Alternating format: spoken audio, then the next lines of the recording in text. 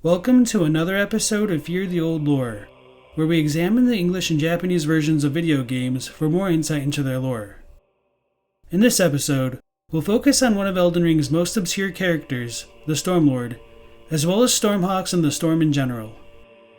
Spoilers ahead. In the English version of Elden Ring, the Stormlord is mentioned only once on the Elden Lord set description, and says Godfrey led the war against the giants, faced the Stormlord alone.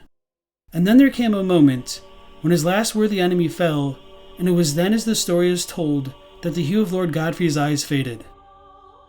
From this, we can ascertain the Stormlord would have existed during the time of the Crucible, when Godfrey was still Elden Lord, and was defeated before Godfrey became tarnished in the rise of the Golden Order. If the Elden Lord set description is chronological, it would also imply the Stormlord was defeated after the war against the giants, which will become more relevant later. The second direct reference to the Stormlord can be found in the Japanese versions of the Banished Knight Ingval and Oleg's Spirit Ashes. While they're called the Wings of the Storm in English, the Japanese is a little more direct and calls them the Wings of the Stormlord, using the same terminology that's found in the Elden Lord set. Of course, this can still be inferred in English, but it's important being able to remove any ambiguity we can. The Banished Knights being followers of the Stormlord should give us a better idea of who the Stormlord was, but this brings its own set of issues.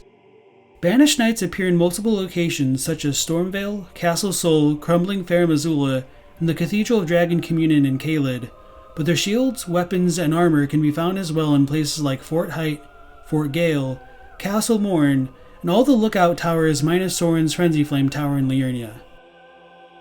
Redmane Castle in particular has a large number of Banished Knight greatswords strung between its buildings, suggesting they were once the enemies of the Redmanes, or that Redmane Castle and the other locations with Banished Knight weaponry could have been strongholds of a previous kingdom.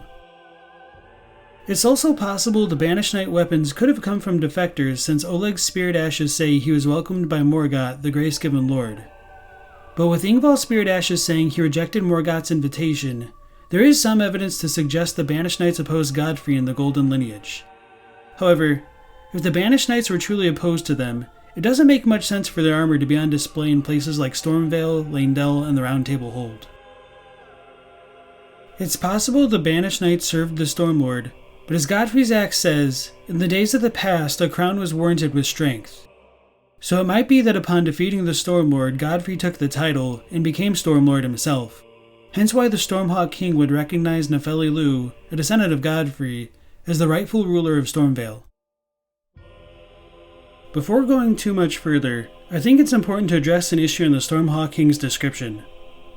Instead of saying it's the ashes of a hawk revered by all others as sovereign, which some have taken to mean the hawk ruled over Stormvale, the Japanese says the Stormhawk King ruled over the hawk specifically as a lord, rather than all others. I understand why they would come to that conclusion, as it would be counterintuitive to assume a hawk who is revered by all others as sovereign could be subservient to Godfrey, but it wouldn't be the first time such a thing has happened.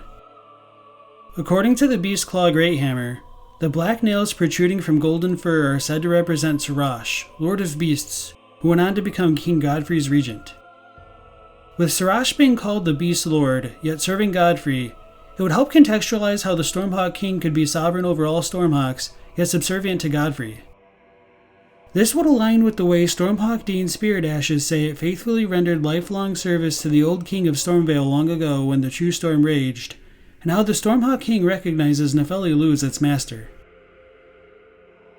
Returning to the issue of the Banished Knights, if they served the Stormlord and Godfrey took the title for himself, it's possible to interpret the Banished Knights as having always served Godfrey, and would help explain why their armor can be found in Stormvale, Leyndell, and the Round Table Hold, or why they aren't aggressive towards the other soldiers in Stormvale. However, this wouldn't explain why so many Banished Knight swords are strung around Redmane Castle. Perhaps they're the weapons of the Banished Knights who served Morgott, and they were strung up in Redmane Castle due to the war between the demigods, but this wouldn't also explain why we can find these weapons in the Redmane storerooms. If we set aside the areas with Banished Knights that are controlled by the Golden Lineage, we're arguably left with Castle Sol, Crumbling Fair Missoula, and Caelid's Cathedral of Dragon Communion. With the Banished Knights either patrolling or being stationed in so many areas related to ancient dragons, a connection seems likely, and the dragon which adorns the top of their helmets may indicate the Banished Knights even served them. Some Banished Knights can even use Dragon Communion incantations, which can be used as an argument both for and against the Knights being affiliated with dragons. If they use these incantations, it would show they're closer to dragons, but at the same time, it would imply they've eaten their hearts to gain their power. Does this mean there's an adversarial relationship between Banished Knights and the dragons? I doubt it, but I'm also willing to concede the point. Anyway, if the Banished Knights were affiliated with the ancient dragons, being stationed in Farum Azula could imply the identity of the Stormlord belonged to Placidusax, since Oleg and Ingval were the wings of the Stormlord. Even without this information, it would still be possible to assume Placidusax was the Stormlord with its ability to transform its body into a literal storm throughout its fight. We don't know when exactly Godfrey would have fought the Stormlord Placidusax, but with the presence of the Draconic Tree Sentinel blocking the path to Malekith, it may have been either during or after the war against the ancient dragons, once the Tree Sentinels had the epiphany that the only way to truly protect the Erd Tree was to become dragons themselves. Of course, it's possible the Draconic Tree Sentinels entered Farum Azula later, and much of the timeline remains shrouded in mystery. I was originally going to have this video be longer and include an in-depth examination of Farum Azula along with the Banished Knights, but honestly, there's so much material that strays far beyond the topic of the Stormlord, I'll save it for a future video. To wrap up this video, while everything is ambiguous, as is tradition in a FromSoft game, I think the most likely candidate for the Stormlord would be Placidusax based on what we can learn from the Banished Knights. I also think once Godfrey fought Placidusax, he claimed the title of Stormlord for himself, and some of the Banished Knights chose to follow him. After Godfrey was exiled or banished from the lands between, some of his knights chose to follow Morgott instead. For my next video, I intend to cover gold and silver and how they appear in Elden Ring, and my analysis of things relating to Farum Azula will come afterward.